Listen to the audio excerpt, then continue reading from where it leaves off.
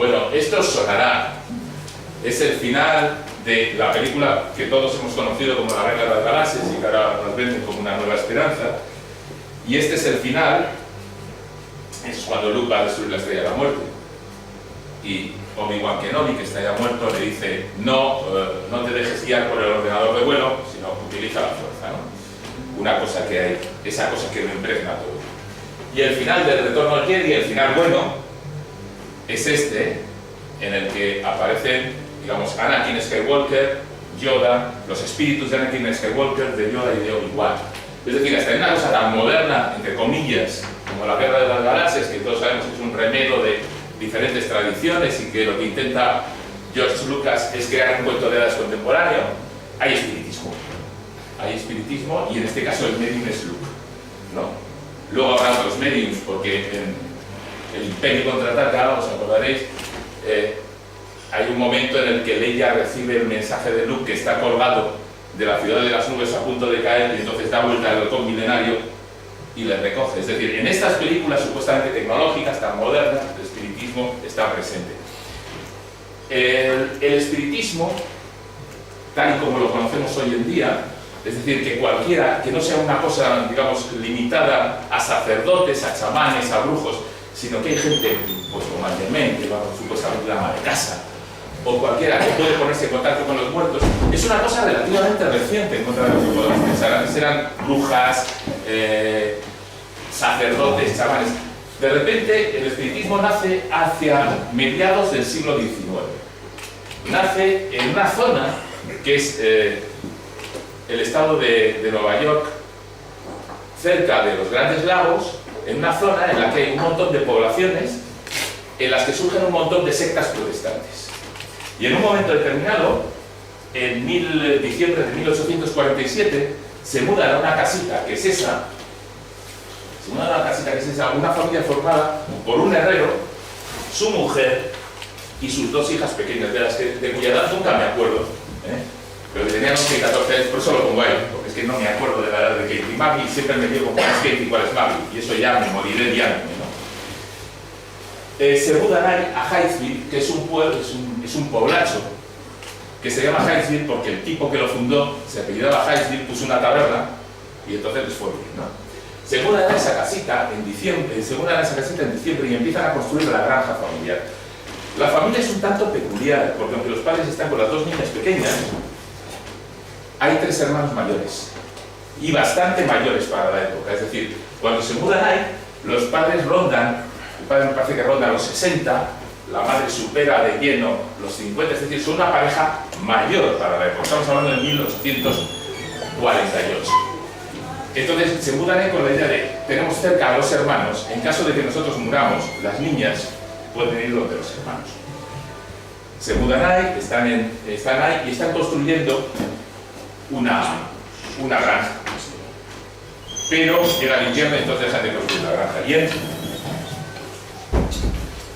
marzo, a finales de marzo de 1848, el 30 de marzo en concreto, a la noche, están en esa cabaña y empiezan a escucharse ruidos raros, ruidos como golpes también, como rebotes, como si tiraras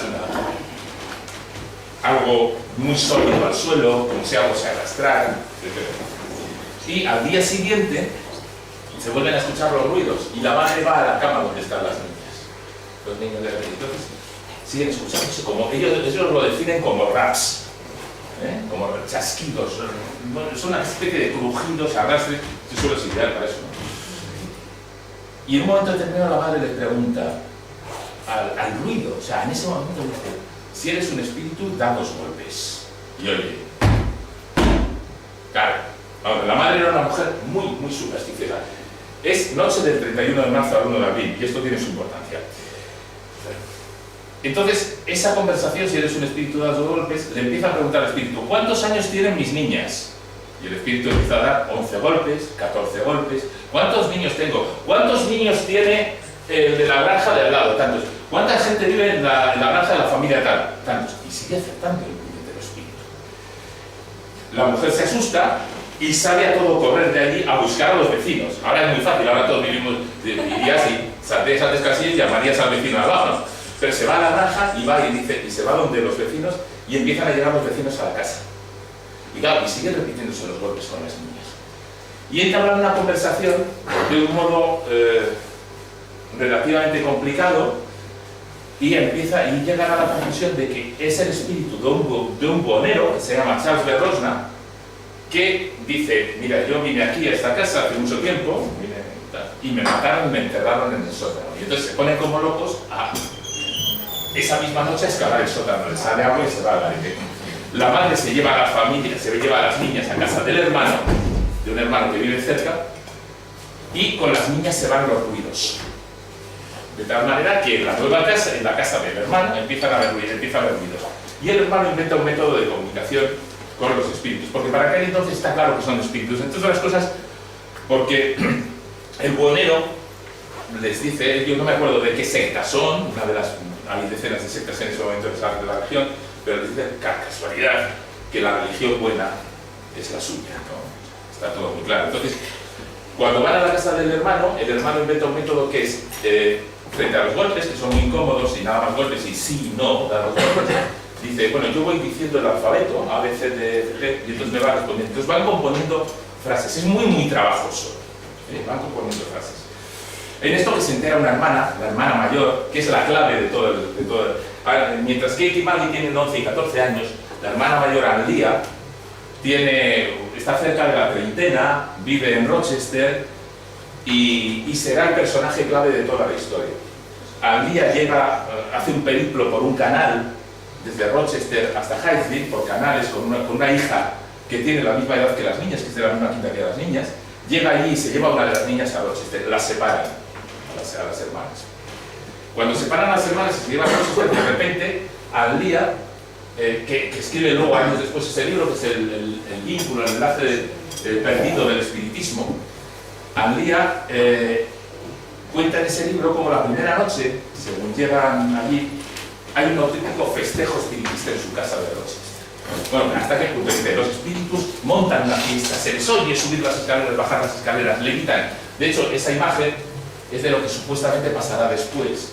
Inmediatamente, Anlia se trae a la otra hermana, tiene las dos, y empieza a montar sesiones espiritistas gratis. Hay periodistas locales, hay abogados locales que empiezan a ir. Y el negocio de Anlia, que estaba separada y que era dar clases de piano, se va al garete, ¿no? Se va al garete y entonces Bush dice, ¿y cómo no ganamos la vida? Y en un momento determinado los espíritus le dicen, cobra. Pero le dicen los espíritus, cobra. Y entonces empieza a cobrar. Van los ilustres de la ciudad, es decir, no es una cosa de pringados, no es una cosa de tontos. Eso nos tiene que quedar muy claro desde el principio. Porque alguien crea en cosas increíbles no es tonto. Y veremos aquí nombres de ilustres que creen en cosas más increíbles que simplemente la evolución por selección natural, que ya es, o sea, nosotros lo asumimos porque hemos nacido en un entorno en el que está asumida. Si tú le dices a alguien en 1850, mira, no, es que hay unas cosas que se llaman gusanos que en realidad es muy parecido a ellos y solo es mucho tiempo el que ha pasado entre ellos y tú, y te dirían, estás loco, macho. O sea, deja ese gusano todo el tiempo del mundo y no evolucionará hacia nada, no va a cambiar, nosotros hemos sido así. Bueno, pues va gente muy ilustre y en un momento determinado le dice uno de los ilustres, bueno, igual podemos hacer una demostración pública, y alquilan un salón que se llama el Salón Corintia. El Salón Corintia tiene capacidad para 400 personas y lo llenan 3 noches seguidas. Me parece que $1/4, es una pasta para la época.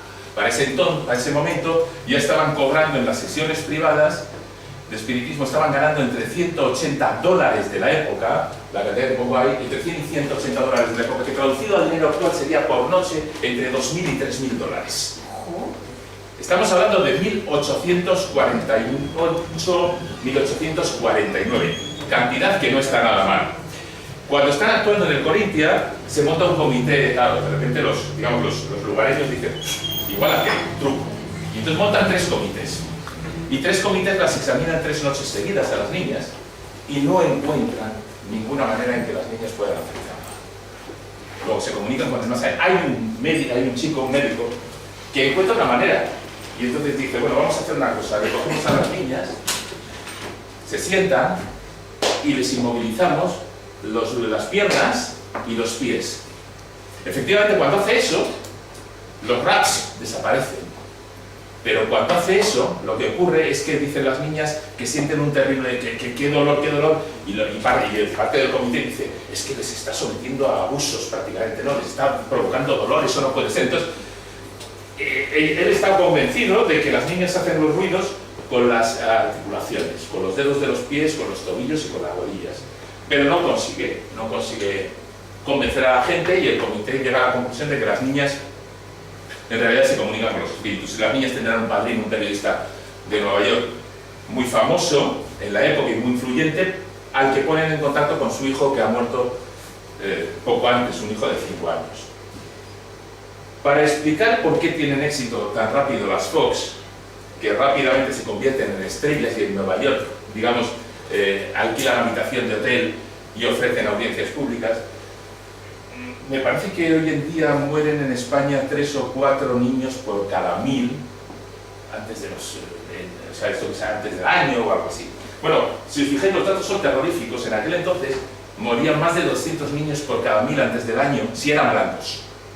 Si eran negros, morían más de 340 por cada 1000. Es decir, 1 de cada 3 niños negros que nacían en Estados Unidos moría antes de cumplir el año, y 1 de cada 5 niños blancos morían antes de cumplir el año. Imaginad lo que esto suponía en la cantidad de familias angustiadas y la cantidad de madres angustiadas. Y lo que hace evidentemente las hermanas Fox es poner en contacto a esas madres, a esos padres, como el periodista con sus hijos, que evidentemente les dicen desde el más allá lo habitual, lo que mismo que hoy dicen los medios. Es decir, papá, os echo de menos, papá, estoy bien, mamá, estoy muy bien, mamá, os quiero mucho, mamá, no os preocupéis por mí. Es decir, consuelan a los perdidos, a los padres. Evidentemente, claro, hay un mercado, y donde hay un mercado surgen otros, y se multiplica el número de mediums. Tanto se multiplica que solo 12 años después hay ya más de 1,5 millones de fieles, y hay, me parece que 40 y tantos mil mediums en Estados Unidos. La moda se exporta rápidamente, primero al Reino Unido, luego a Francia, luego a España, etc. Pero al final del siglo, en 1888, las dos pequeñas, Kate y Maggie, ya son mujeres de avanzada edad, han tenido vidas muy jodidas, realmente muy jodidas. Las dos están, digamos, destrozadas por el alcohol. Una de ellas se novia con un aventurero polar que además tiene mucho dinero, y el aventurero polar muere, y vuelven a Estados Unidos, viajan por el mundo y vuelven a Estados Unidos, y confiesan las dos, independientemente de la prensa, que el espiritismo, además lo dicen así, es el más infame de los pecados. Es una creación terrible, y la culpable es su hermana Lía. Nosotros hacíamos los ruidos, dicen, con las articulaciones de los dedos de los pies y con las rodillas. ¿Y por qué lo hacían y cómo lo hacían? Lo hacían, os he dicho, 31 de marzo, 1 de abril. El 1 de abril no es un día cualquiera, es el 28 de diciembre en gran parte del mundo, es decir, es el Día de los Inocentes. Y cuando la madre pregunta si eres un espíritu, dan 2 golpes, las niñas dan 2 golpes. El día anterior habían estado jugando con una manzana que tiraban al suelo con un cordel, y era lo que hacía los ruidos. Descubrieron cosas muy tontas, pero para ser vamos a ver, la presunción de que los niños son tontos es una presunción. Descubrieron cosas muy tontas, pero muy inteligentes. Descubrieron que si se apoyaban en el mamparo de los pies de la cama, y hacían chasquear los dedos, la madera de la cama transmitía el ruido. Si se apoyaban, entonces parecía que estaba el ruido en otro lado. Entonces ellas le engañaron a la mujer y dicen, mi madre era tan crédula que se lo creía.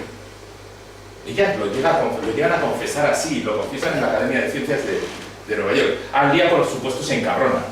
Al-Día todavía vive, Al-Día ha hecho mucho dinero, Al-Día se convierte, con ese libro además, dicen, en la suma sacerdotisa del espiritismo. Los trucos que empleaban las Fox eran los ruiditos, que evidentemente, ¿cómo va a hacer eso una niña?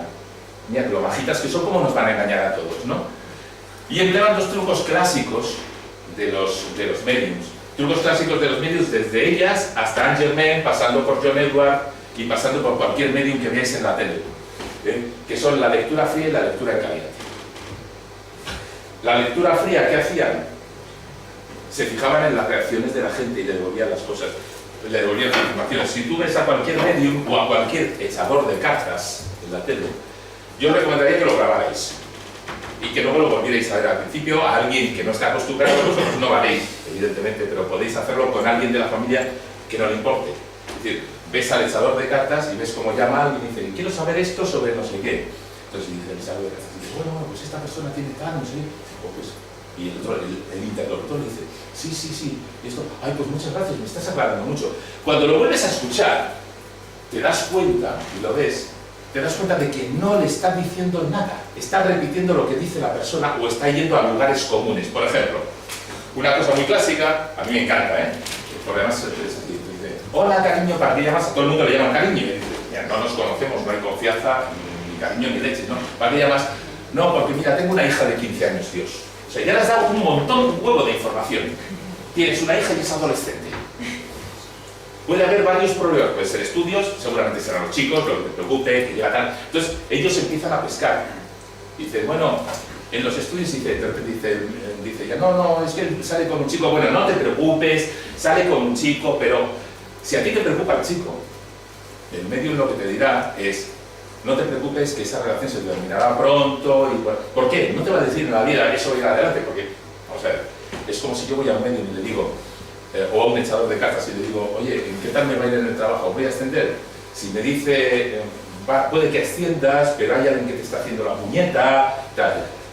Confiaré en él. Si me dice, mira, eres un vago, no vas a ascender si te sigues tocando los cojones. Tienes que trabajar. Eres un vago, tal, dices, me voy a otro. Yo no quiero un tío a que me insulte. O sea, le estoy pagando y me insulta. Bueno, pues esto es lo que hacen tradicionalmente, y las Fox lo que llegaban a hacer era eso. Evidentemente, las niñas sabían cuántos hijos tenía el vecino, conocían sus edades, sabían cuántos habitaban en la granja de los no sé qué, y cuando se presentaba alguien que no sabía y estaban en minoría, como cuando están en Rochester, una de ellas con la sobrina, que en realidad tiene edad como para ser prima, se ponen de acuerdo y le dice la otra, mira, puedo ayudarte, yo conozco que este que viene es no sé qué y tiene tantos hijos, y se van haciendo señales, se hacen señales, es lo que hacen los medios. Entonces, la lectura, y esa es la lectura en caliente, se van haciendo señales de las cosas que saben. Si alguna vez ha acudido a un programa de televisión de estos que tiene público, es una cosa, tratan al público como ganaba, ¿no? Le meten al público en una sala, le dicen esperad, le dan un bocata, generalmente malo, las tienen ahí, luego tienes que aplaudir, tienes no que aplaudir. En los shows de los espiritistas normales y corrientes de hoy en día, además de usar la lectura fría, además de ir pescando lo que vas diciendo, por ejemplo, hay un John Edward dice de repente, hay algún, ante 100 personas, ¿no? ¿Hay algún alien, Helen, tal, no sé qué, no sé cuántos? Supuestamente está en contacto con el más allá, ¿no? Tengo el vídeo ahí si luego queréis verlo. Y entonces le dice a alguien, yo conozco a una, ¿qué es tu madre? Y dice, no, una amiga. ¿Está muerta? No, está viva. No va acertando nunca, pero de repente esa persona se acaba echando a llorar. Y cuando alguien se echa a llorar ante un medium, lo tiene, o sea, está ya atado de pies y manos y puede hacer con él lo que quiera. Angerman, yo asistí al show de Angerman en Bilbao y sabía que cuando alguien se echaba a llorar, podía decirle lo que fuera. Entonces, cuando estás esperando a entrar en el show de Angerman o el show de John Edward, hay gente del equipo que va paseando entre la gente, entre vosotros, ¿no? Si yo fuera paseando, ¿no? Yo soy un subalterno de Angerman o de John Edward. Evidentemente, si habéis venido al show, es porque creéis en el espiritismo. Nadie paga 80 euros porque no cree en el espiritismo, a no ser que sea un imbécil y sea escéptico. Entonces, va al show, estás hablando y de repente vosotros os decís, joder, yo vengo a hablar con mi tatarabuelo al que le cayó, yo qué sé, un pararrayos, ¿no? Y un pararrayos, una noche de San Juan. Entonces, yo tengo un picanillo por el que me siga. Y el que ha cogido notas me dice, mira, en la tercera fila, el tipo ese de gafas, que lleva un reloj amarillo, el tatarabuelo murió porque le cayó un... Entonces dice, siento por aquí algo relacionado con los rayos. Alguien ha muerto por algo relacionado con los rayos. Y él que está esperando, ¿qué mejor? Dice, mi tatarabuelo murió porque le cayó un par de rayos encima. pudo ser por San Juan, algo así, algo relacionado con San Juan. No conviene acertar mucho todo de golpe. Entonces hay que ir pescando poco a poco. Y además la gente va diciendo que vas acertando. Los humanos tenemos otro mecanismo y es que nos olvidamos de los errores. Y entonces así nos engañan, así nos pescan. Ojo, nos pescan a todos. Nos pescan a todos. Si no sabemos que estamos ofreciendo información, nos pueden pillar a cualquiera. Lo que tenemos que hacer, yo de vez en cuando estoy con alguien que echa las cartas, o que es astrólogo, y me pregunta cuál es mi signo zodiaco, para adivinar mi personalidad, para escribirla, digo, mira, como ya conocí mi personalidad, adivina mi signo zodiaco. Vamos a ver, tiene una entre 12, además, por si acaso no lo tengo puesto en Facebook, mi cumpleaños ni nada parecido. O sea, por si estabais pensando. Luego hay experimentos que se han hecho. Un banco, me parece, una compañía de seguros belga, cogió y montó un tenderete en mitad de una plaza de Bruselas y puso a un tipo vestido de blanco y con largas melenas blancas, o sea, el típico brujo, y lo ponía así delante, ¿no? Y entonces el brujo entraba la gente y se sentaba y el brujo le decía un montón de cosas. Bueno, tú estás planeando un viaje porque te has ido a no sé dónde, pero ahora quieres ir a no sé qué, tal. La gente se quedaba acojonada. Hasta que en un momento determinado se cae el telón que tiene detrás y tiene a media docena de tíos en internet buscando toda la información. Es decir, pensad que todo aquello que tengáis publicado en los sitios es susceptible de que alguien lo haya pescado para digamos, poder engañarnos. Entonces, la lectura fría, la lectura en caliente, y nos quedamos solo con los aciertos. Bueno, Internet al final es una esfera de cristal, ¿no? Y funciona igualmente. ¿Perdona? Que Internet al final es una esfera de cristal, sí, ni más ni menos. Por eso también puede ser un sitio en el que tú puedes sembrar confusión, emitir información falsa y que luego te digan. De hecho, en el show de John Edward o el show de Peter Popoff, que era un curandero, un televangelista americano, que se ha visto la película Red Lights, Luces Rojas, hay un episodio en el que sale un televangelista que tiene nombre italiano y le dicen por el pinganillo, Pete, si me escuchas, si no me escuchas tienes un problema. Y su mujer le está diciendo, a través de encuestas que ha hecho antes, que tiene que ir donde el tipo de la tercera fila y decirle que se levante. Bueno, en realidad, eso es un episodio real que el director de la película copió a James Randi, y sin citar a James Randi, el ilusionista, y que desmontó James Randi a Peter Popoff en los años 80 en San Francisco, ayudado de un colega. Yo cuando se lo comenté a Randi, estaba muy enfadado porque no hay ningún tipo de crédito, y es que lo hizo él, y es que está copiado el diálogo. El diálogo es, hey Pete, si no me escuchas tienes un problema, y eso es lo que le decía y lo que salió luego en el Tonight Show de Johnny Carson. Bueno, inmediatamente se multiplican los mediums. Se multiplican los medios y cerca, muy muy cerca, en Buffalo, que está al lado de Heights, al lado para los Estados Unidos, entendámonos, puede estar a 100 kilómetros, no sé exactamente, surgen dos hermanitos, Ira y William Davenport. Estos hermanitos son hijos de un policía que deja de trabajar en la policía cuando los niños empiezan a hacer prodigios de ese tipo. Bueno, vamos a ver. Eso es lo que dice. Eso es lo que dice la literatura espiritista que hacen.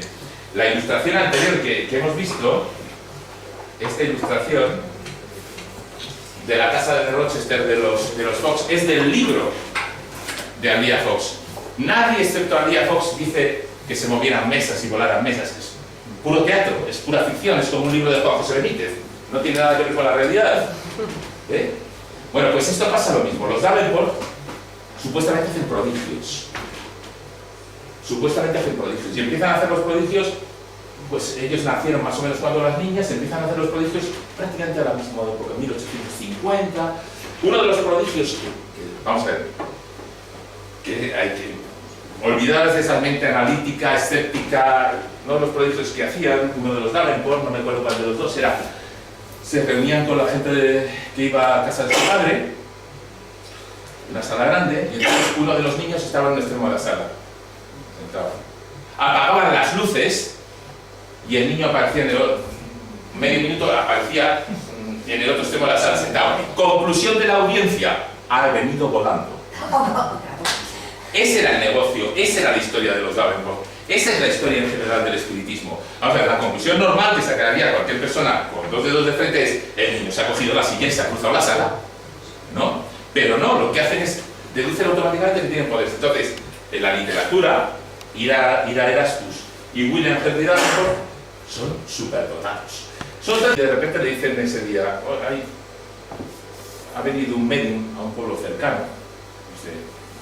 Y él dice que el medium levanta mesas, hace ruidos. Y él empieza a pensar y dice: bueno, el artilugio que yo he arreglado sirve para hacer eso.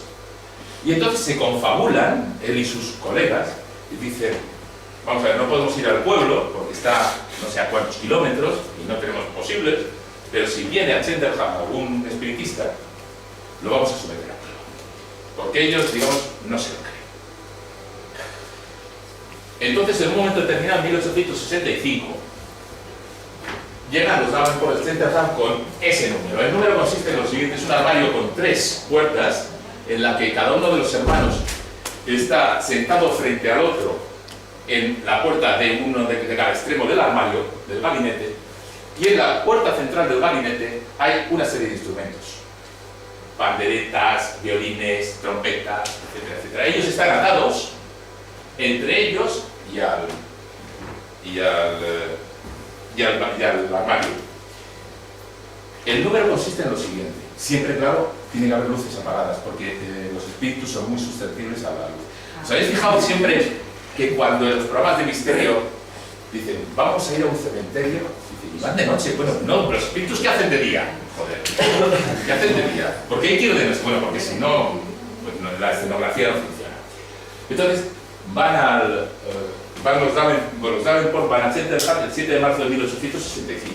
Y John Neville Maskelyne se confabula. Al lado de...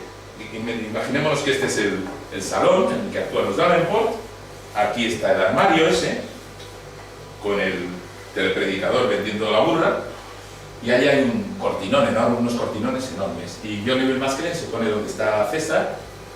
Y en un momento determinado, cuando él sospecha que va a empezar el jolgorio, porque la clave era que todos los instrumentos empezaban a sonar y hasta salía por allí, ¿no?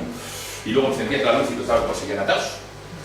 En un momento determinado, cuando empieza el jolgorio, con el cortinón entra un rayo de luz y se ve una mano de uno de los Davenport tirando una pandereta para afuera. Esto es un fraude, se monta un pollo de cojones. El predicador intenta comprar a John Neville Maskelyne diciendo tranquilo. Él se compromete con su socio, que es su compañero de actuaciones, con el que actuará todo el resto de su vida. Dice que eso es un fraude y dice que él y su colega van a ser capaces de duplicar todos los efectos de los Davenport a la luz del día en un mes y medio. Y lo hacen. Duplican en la plaza del pueblo todos los efectos de los Davenport. Muchos años después, cuando ya está muerto uno de los hermanos, no me acuerdo si, yo creo que el que queda vivo es Ira, Harry Houdini va a verle a su retiro y a Houdini le intrigaba una cosa de los Davenport. Le intrigaba exactamente cuál era el nudo que usaban, qué tipo de nudos usaban para atarse y desatarse tan rápidamente. Y Ira Davenport le explica cuál es el nudo y cómo lo hacían. Es decir, no hay absolutamente ninguna duda. Por supuesto, en la literatura espiritista tendréis todavía los Davenport por ahí dando guerra, pero son un ejemplo más. El espiritismo es ya imparable. Hay decenas de miles de mediums en Europa y en el mundo entero. Y en los salones de la alta sociedad europea ya se practica la comunicación con los espíritus. Al invento del hermano de las Fox de ir deletreando las palabras, las letras A, B, C, que es un poco trabajoso para hacer frases, pero bueno, es mejor ir diciendo sí o no, se une pronto. Este grabado es de 1853, es decir, solo 4 años después. Este grabado es de una revista parisina, en realidad es un periódico parisino. Se une pronto el movimiento de las mesas. El movimiento de las mesas que, pues como veis ahí en medio, gente alrededor de la mesa, se pone la gente alrededor de la mesa en los salones sociales y dicen, si giras hacia la derecha es que sí, si giras hacia la izquierda es que no. Si giras, entonces establecen un código de comunicación con el espíritu y la gente va dando vueltas alrededor de la mesa. Bueno, esto tiene el problema de que es muy cansado. Y cuando las mesas cogían, cogían velocidad y acababan en el suelo a veces, ¿no? Pero claro, existe el problema de decir, vamos a ver, ¿realmente se mueven las mesas? ¿Realmente se mueven las mesas porque las mueven los espíritus? Ese es el kit de la cuestión, no hay otro. Y esto, cuando los amantes del misterio, o los divulgadores del misterio dicen, es que no ha habido ningún investigador científico que haya investigado lo paranormal, es mentira. Porque, por ejemplo, tenemos a Faraday, que Faraday investiga lo paranormal, investiga en concreto las mesas parlantes, y lo publica en la revista de Acini, que la tenéis en internet, y si alguien quiere el original lo tengo en PDF. En un momento determinado, Faraday se plantea una pregunta que es muy básica y la vais a entender enseguida. ¿Van las manos detrás de la mesa o va la mesa detrás de las manos? Es decir, ¿se mueve la mesa y ellos van detrás o ellos mueven la mesa con sus manos?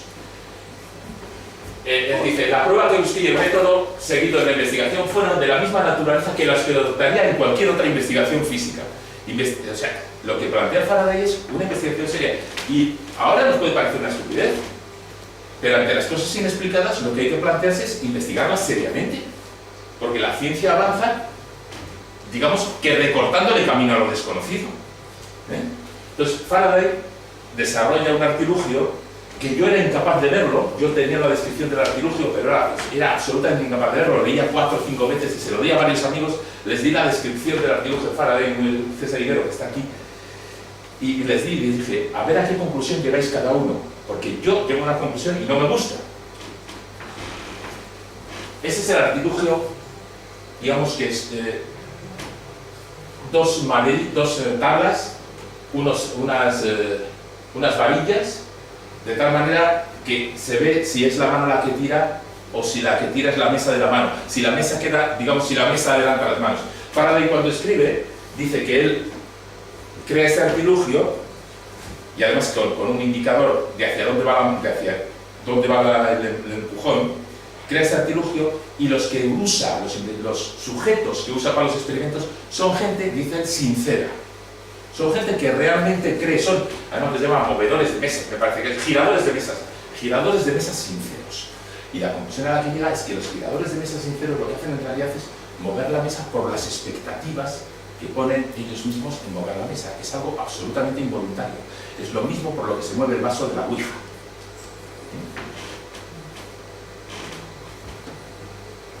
Un astrónomo español, José Comas Solá, recuerda en un libro que tiene delicioso que se titula El espiritismo ante la ciencia, que es escéptico, pero hay momentos en los que dice, todavía tengo dudas respecto a algunas cosas porque no están claras.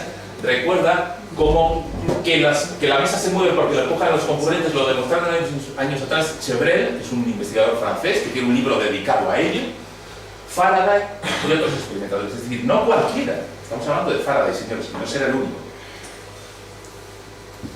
Y entonces dices, bueno, las mesas parlantes que seguirán funcionando en España, siguen funcionando, en España están funcionando, y hay un fenómeno de mesas parlantes en Francia y España brutal, reflejado en la prensa, reflejado en revistas y en todos lados, pero sigue siendo muy trabajoso, como os digo. O sea, hay que correr detrás de la mesa. O sea, si llegas a tener una edad, yo ya no corro detrás de la mesa, o sea, me arrastraría detrás de la mesa.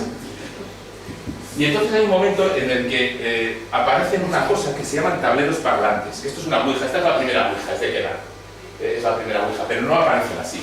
Hay un momento en Estados Unidos, hace 1870, en el que aparecen en diferentes sitios gente que dice, cogemos un puntero, apoyado generalmente con forma de corazón, con un lápiz en la punta y dos rueditas detrás, y nos vamos moviendo. No es la ouija tal como luego se patentará, pero se da en varios sitios. Esta ouija de Kenar es posterior, ya veis que tiene ya lo clásico, ¿no? Aparece hacia 1870 y un médico, William Benjamin Carpenter, otro investigador, en una revista Quarterly Review, se le ocurre un experimento cuando va donde unas señoras que mueven tranquilamente que se ponen en comunicación con los espíritus y componen frases, y dice, muy bien, te vendo los ojos. A lo que la espiritista dice, mira, pues casi que no.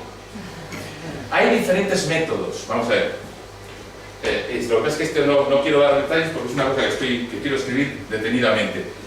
No solo hay diferentes métodos, sino que hay gente que ha usado la picaresca para no solo mover lo vendado, sino mandar mensajes por la ouija con las letras cambiadas, porque también le puedes decir, o con la ouija dar la vuelta, y simplemente con unos signos neutros o con una numeración, y esto, y dice, bueno, pues hay gente que ha llegado a aprenderse cómo podía ser la numeración y a mandar mensajes de tal manera que alucinaban los que estaban al otro lado testándoles, ¿no?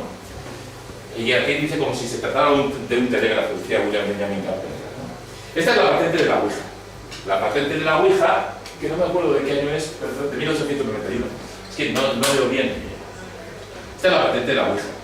Es la patente oficial en Estados Unidos, que pone juguete o juego de J. Bond.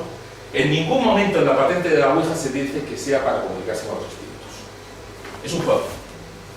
¿Qué es un? Bueno, es un juego en el que se supone que es la gente la que mueve el indicador.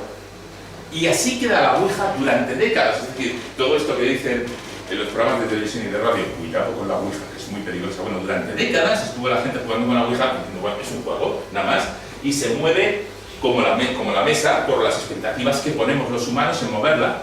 Entonces se mueve como la varilla del Fabri. El Fabri se mueve por la expectativa que tiene el Fabri de que aquí hay agua, pues entonces la mueve. Bueno, la ouija es un juego del que primero pasa por Kennard, que abre 3 fábricas de ouijas en Estados Unidos, en el SMAS, en el momento de más auge. Luego es de Parker, los del Monopoly, y ahora me parece que es de Astor. Es un juego muy rentable. Y la ouija, bueno, tenemos una ouija que brilla en la oscuridad, ¿no? Y la ouija, de hecho, no es nada mala, hasta una película, que es El Exorcista.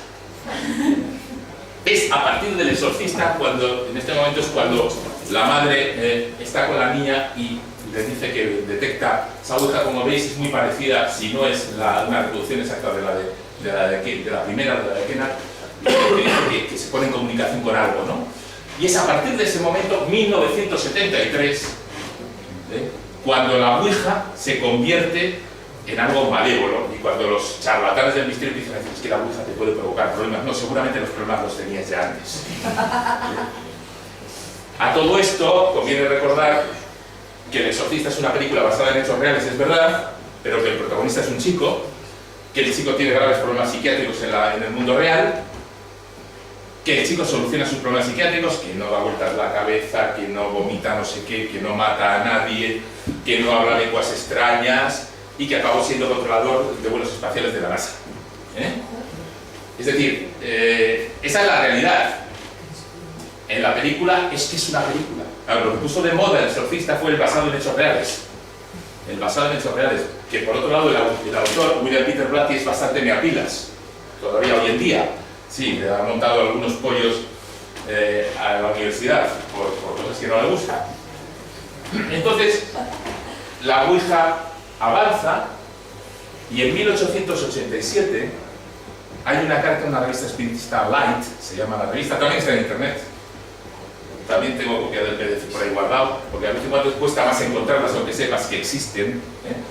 Hay una carta de un tipo, el tipo 6 meses después publicará un libro que se llama Estudio en Escarlata, se llama Arthur Conan Doyle. Ese tipo dice que está absolutamente seguro de que la existencia puede existir al margen del cuerpo y que está absolutamente seguro de que el espiritismo funciona. 1887. Tradicionalmente se ha dicho que Arthur Conan Doyle se convierte al espiritismo después de la Primera Guerra Mundial, porque muere un montón de familiares suyos en la guerra, ¿no? Arthur Conan Doyle es espiritista en 1887, antes de publicar la primera novela sobre Sherlock Holmes, y de hecho se dedica durante años a ir investigando casas encantadas. O sea, Arthur Conan Doyle podía ser un periodista del misterio de finales del siglo XIX, tranquilamente iba de casas encantadas y se tragaba absolutamente todo. Cuando muere su primera esposa a principios del siglo XX, su segunda esposa es una medium. Se casa con ella y protagonizará con ella un momento clave en la historia, digamos, del espiritismo y clave sobre todo en la historia de la magia. Arthur Conan Doyle forma parte de la Sociedad de Investigación para la Investigación Psíquica, que es no sé cómo decirlo, es que es el equivalente en lo paranormal a la Asociación Americana para el Avance de la Ciencia. Todavía existe la Sociedad para la Investigación Psíquica y es una sociedad muy importante y tenía su sede en Londres, creo, todavía. Y él, en un momento determinado, cuando la Primera Guerra Mundial mata a un montón de gente, a millones de personas, pierde a varios familiares, y el espiritismo surge el segundo boom. El primer boom del espiritismo es con la gran mortalidad infantil, el segundo boom del espiritismo es con la Primera Guerra Mundial. 16 millones de muertos. Imaginad la cantidad de gente desesperada que ha perdido a hijos jóvenes en los frentes o que ha perdido en batallas de todos lados, ¿no? O por enfermedades. Son los años también de la gripe española y cosas así. Ese cartel es de Arthur Conan Doyle en uno de sus viajes, como él dice, prácticamente de misionero del espiritismo. Arthur Conan Doyle hace 3 viajes de misionero del espiritismo por Estados Unidos, Estados Unidos, Canadá, Australia y África, en los que va difundiendo la buena nueva, lo que él para es la religión espiritista, que hay una vida después de la vida, que esa vida es gozosa y que es compatible con las creencias de la religión católica y todo esto, ¿no? Si no, hubiera tenido posibles problemas. Esa es una conferencia que, bueno, ya había escrito un libro, que es La Nueva Revelación, luego publicará en 1926, en 2 tomos, la historia del espiritismo, en la que cuenta todo lo que os he contado y muchísimo más, siempre desde una perspectiva muy creyente, totalmente creyente y nada típica. Arthur Conan Doyle será definido en el New York Times en un momento determinado, cuando viaja a Nueva York para dar una charla ante magos invitado por Houdini, como el profeta del espiritismo. Por otro lado está Harry Houdini, el ilusionista. Harry Houdini llegará a profesar. Harry Houdini y Arthur Conan Doyle se conocen en 1920, cuando Houdini está de gira por Inglaterra, y siendo uno totalmente escéptico, Harry Houdini, y otro totalmente crédulo, profesan la admiración mutua. Para Houdini, Conan Doyle es un genio en la creación literaria, y para Conan Doyle, Houdini es un genio en lo suyo, y no tiene muy claro que no tenga poderes paranormales. Además, se lo dicen así. Se llegarán a cruzar cartas, porque cada vez que uno de ellos dice, por ejemplo, Houdini, los mediums son unos estafadores en un periódico, Conan Doyle se entera y escribe una carta. Y cuando Conan Doyle hace lo propio diciendo los medios funcionan, Harry Houdini escribe una carta. Llegarán a cruzarse cartas. Se conocen en 1920. Una de las cosas que dice, cuando se conocen, ya después de conocerse y tener mucho trato, que dice Harry Houdini, la que veis ahí, Sir Arthur cree de verdad, en su gran mente, fijaos, o sea, dice, cree de verdad en la comunicación como mensaje, pero dice, en su gran mente no hay lugar para la duda, ¿no? Para la duda. Harry Houdini ha tenido durante la mayor parte de su vida tiene una situación ambigua respecto al espiritismo. Sabe que existe, sabe que es un timo, pero tampoco le preocupa mucho. De hecho, hay un momento en el que él cambia, es antes de conocer a Conan Doyle, cuando muere su madre en esa fecha, el 17 de julio de 1913. Entonces Harry Houdini, digamos, sufre la caída del caballo. ¿Por qué? Porque de repente se siente destrozado, se sentía muy unido a su madre, y ve que hay un mogollón de espiritistas por ahí sueltos, y dice, y ahora todo el daño que esta gente hace, me estoy dando cuenta del daño que he podido hacer yo, porque cuando yo empecé en las ferias a simular comunicación con el más allá, pero como yo sabía que era mentira, y yo creía que la gente no se lo creía, pero dice, pero el espiritismo es cruel, dice, porque se aprovecha del dolor por la pérdida de seres queridos. Su madre muere ese día, es un día a recordar. Bueno, aquí tenéis un cartel de una de los espectáculos de Houdini en los que simula comunicación con el más allá. Y además dice, si os veis, el fraude de los mediums expuesto al descubierto. Y esta es una foto histórica. Esta es una foto de la playa Atlantic City. En su viaje a Estados Unidos para promover el espiritismo, lo primero que hace Arthur Conan Doyle es dar una conferencia ante los magos, y lo que hace es tomarles el pelo. Les da los primeros fotogramas de la película El Mundo Perdido, con dinosaurios, sin decirles que es una película. Y entonces, hasta sale en el New York Times, dice, esto es un producto de una comunicación con el más allá, ¿no? Y los magos alucinan, ¿no? Y el New York Times, con el gran profeta del espiritismo, es muy divertido, ¿no? Esto mal, pero... Y después se va a Atlantic City a pasar unos días. Se va a Atlantic City y dice a Houdini a ver si puede ir. Y Houdini va con su esposa, que está atrás, de negro, y está toda la familia de Jane Doyle, que es medium, esta señora de la derecha, Arthur Conan Doyle a la izquierda, y los hijos de otros. Y en un momento determinado, después de comer y estar en la playa, Arthur Conan Doyle y Jane, la mujer medium, le dicen a Houdini a ver si vamos a la habitación del hotel a hacer una sesión espiritista. Y van a la habitación no va la mujer de Houdini, y van a la habitación del hotel a hacer una sesión espiritista y se ponen en contacto con la madre de Harry Houdini, como no podía ser de otra manera. La madre de Harry Houdini escribe a través de la mujer de Arthur Conan Doyle y empieza a escribir un texto, lo empieza con una cruz y empieza a escribir en inglés, cosas básicas, ¿no? Harry, te echo mucho de menos, te quiero mucho, eres hijo mío, tal, cosas. Es el día en el que se rompe la amistad, por eso, entre Harry Houdini y Arthur Conan Doyle, porque Jane Doyle comete 3 errores. Pone una cruz y la madre de Houdini era judía. Escribe en inglés. Houdini, como se dice, era de origen húngaro y su madre nunca supo hablar en inglés, ni una palabra de inglés. Y es el 17 de julio, el aniversario de la muerte de la madre, y no hay ninguna referencia en la comunicación con el más allá a que ese día, hijo, hace 9 años te dejé, aquí hay ninguna referencia. Entonces, Houdini, digamos, que ya no creía, que ya se dedicaba a desenmascarar mediums, a partir de ese momento se rompe la amistad entre los dos. No llegará a conocer Houdini porque muere antes, no llegará a conocer la obra magna de Arthur Conan Doyle sobre el espiritismo. Pero Houdini, en su momento de desenmascaramiento, y ya estamos llegando, creo que casi al final, bueno, muy bien, ¿no? Estoy corriendo mucho. Bueno, no estoy corriendo mucho, si está difícil. Hay un momento clave en el que entra España en juego, en la vida de Harry Houdini. Ese gigantón, que es grande, Houdini tampoco era un chicarrón del norte, ¿no? Pero el gigantón es Joaquín María Argamasilla de la Cerda y Helio. Tiene en ese momento 18 años, es descendiente de un noble navarro carlista, Joaquín, el marqués de Santa Cara, que es autor de un libro sobre la metapsíquica. La metapsíquica es como se llamaba la parapsicología en la primera mitad del siglo.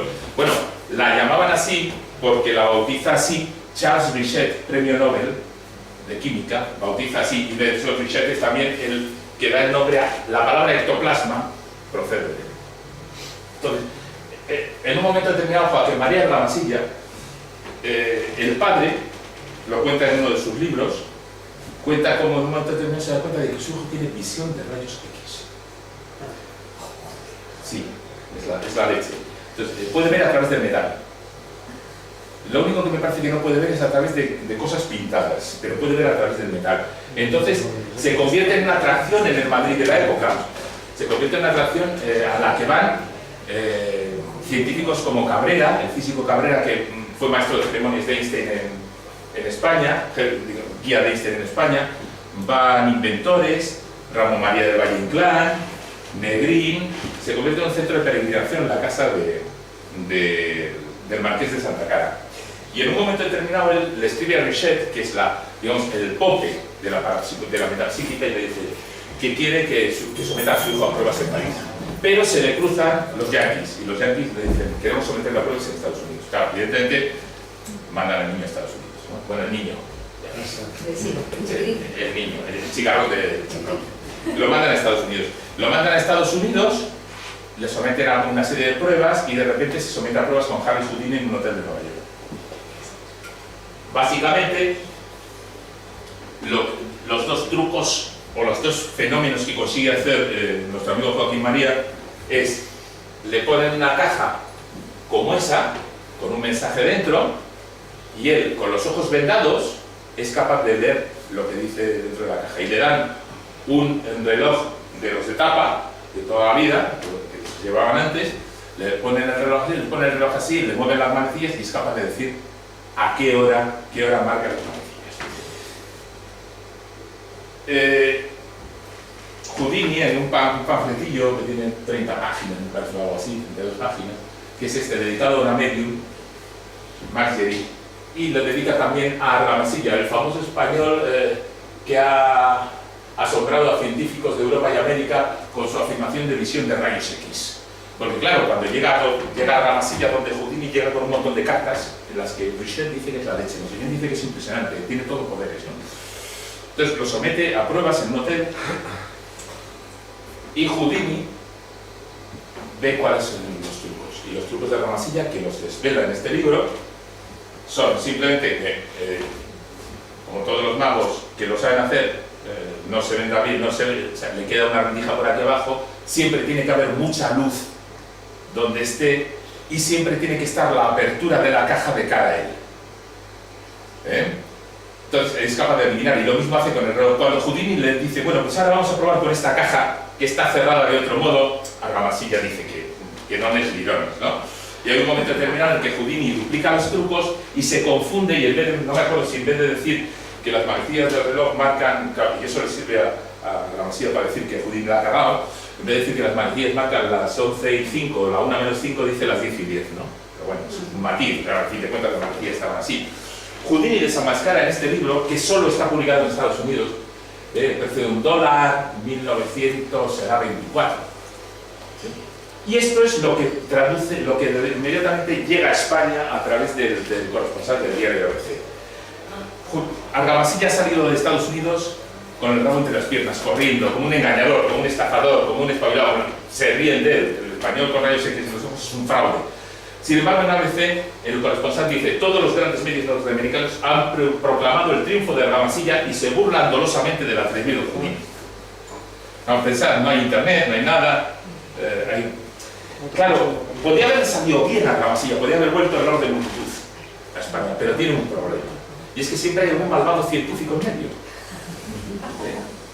Hay dos grupos de gente, dos grupos de científicos y de intelectuales en la época que se ocupan del caso.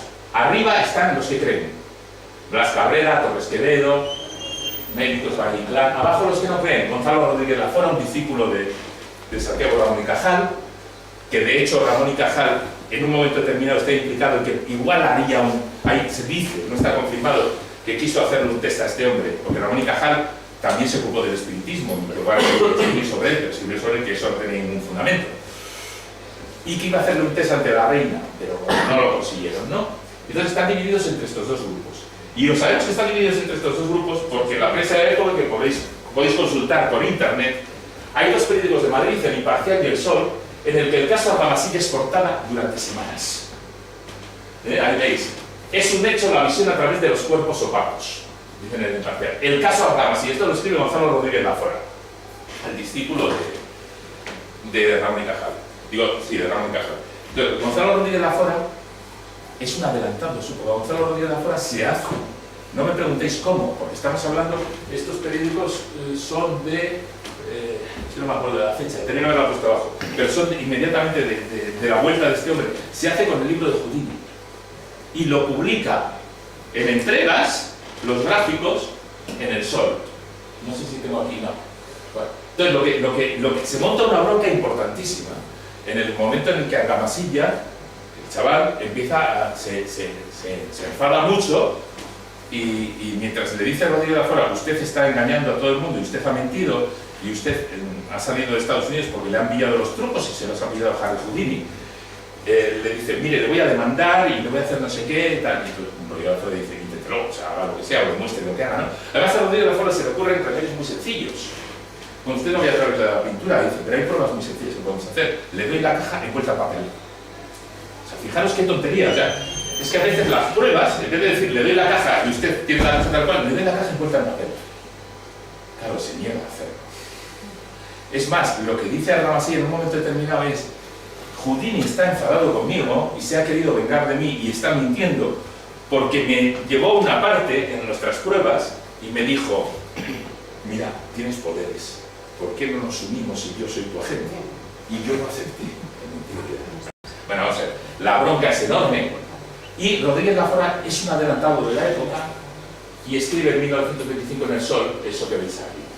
Houdini ha venido a demostrar que los psicólogos, los médicos y los físicos son tan fáciles de engañar como los abogados, los artistas o los sacerdotes. Cualquier prestidigitador les sorprende. Esto está escrito en 1925. O sea, 20 años, más de 20 años antes, más de 50 años antes, que James Randi use a dos jóvenes aprendices de mago para demostrar que la investigación parapsicológica en laboratorio no funciona y que un simple ilusionista se la puede dar con queso. O sea, esto escribió Rodríguez Lafora en 1925, cuando hablamos de escépticos en España.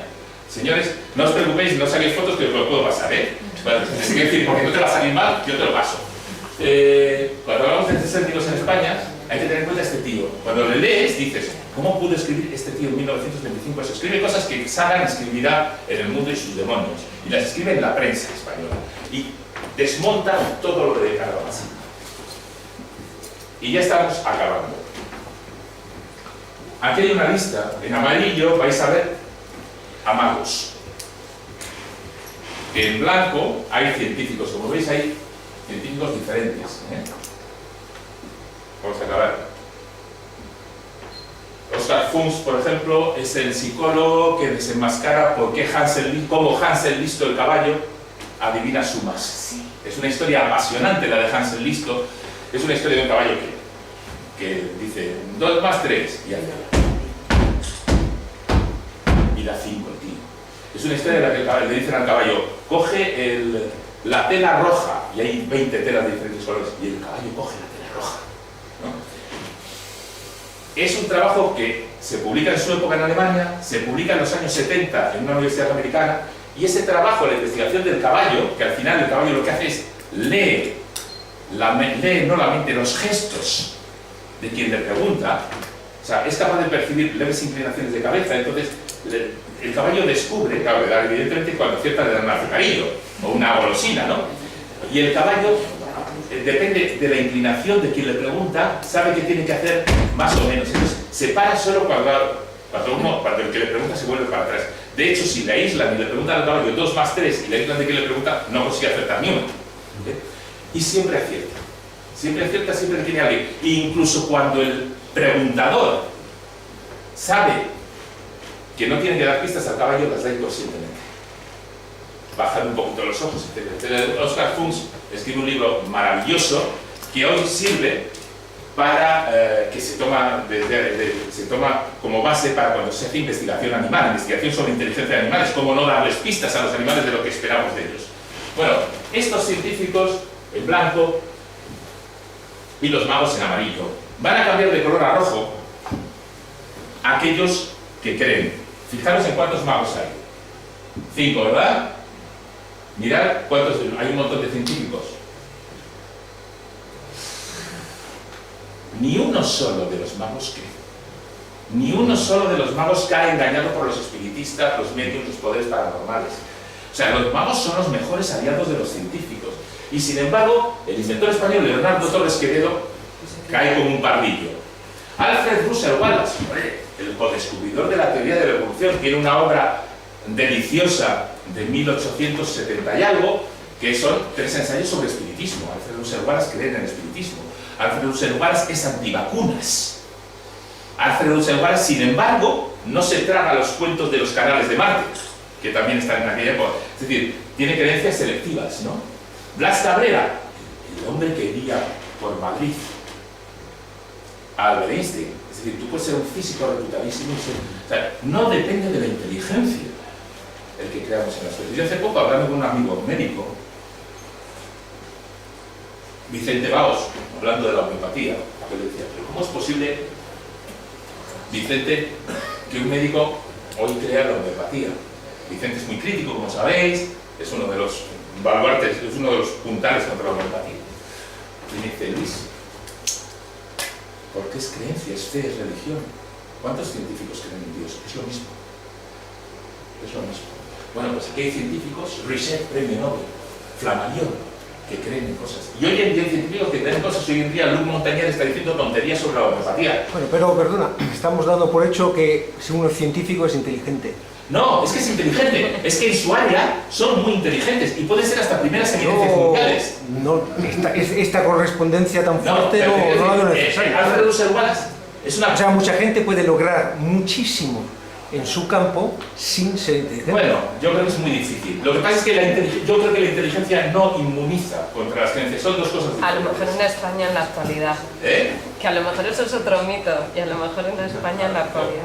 Bueno, entonces yo, ya para acabar, quiero que os quede claras 3 ideas. Nadie es más tonto que otro solo por creer en cosas increíbles. Evidentemente, si yo me he comparado de Wallace, Wallace puede creer, yo que sé, lo que quiera, pero desde luego me iba a dar sopas con onda en la mayor parte de las cosas. La idea de Rodrigo Lafora, un científico no está más capacitado que otras personas para detectar camelos. Per se, hay científicos que se han especializado en detectar camelos, pero cuando les intentan vender la memoria del agua a Nature, lo que hace el editor de Nature, John Maddox, es llamar a James Randi. No dice, vamos a llevar a un epistemiólogo, vamos a llevar a un técnico de laboratorio, no dice, Randi, ¿quién puede detectar trampas? Tú. ¿Y qué es Randi? Un mago. Un mago, un mago. Y luego, lo paranormal puede enseñarnos mucho de nosotros mismos, es decir, nos enseña las pistas que damos. Yo he aprendido más de muchas cosas, leyendo sobre el caballo este maravilloso, Hans, que es una historia maravillosa, o sobre la Ouija, cómo funciona la Ouija, que en 5000 sesudos tratados de no sé qué. O sea, y luego puede ser un gancho muy atractivo para enseñar a la gente cosas. Me da igual que sea historia, que sea psicología, que sea biología, que sea astronomía. Y nada más. Ahora hablamos de lo que queráis. Muchas gracias.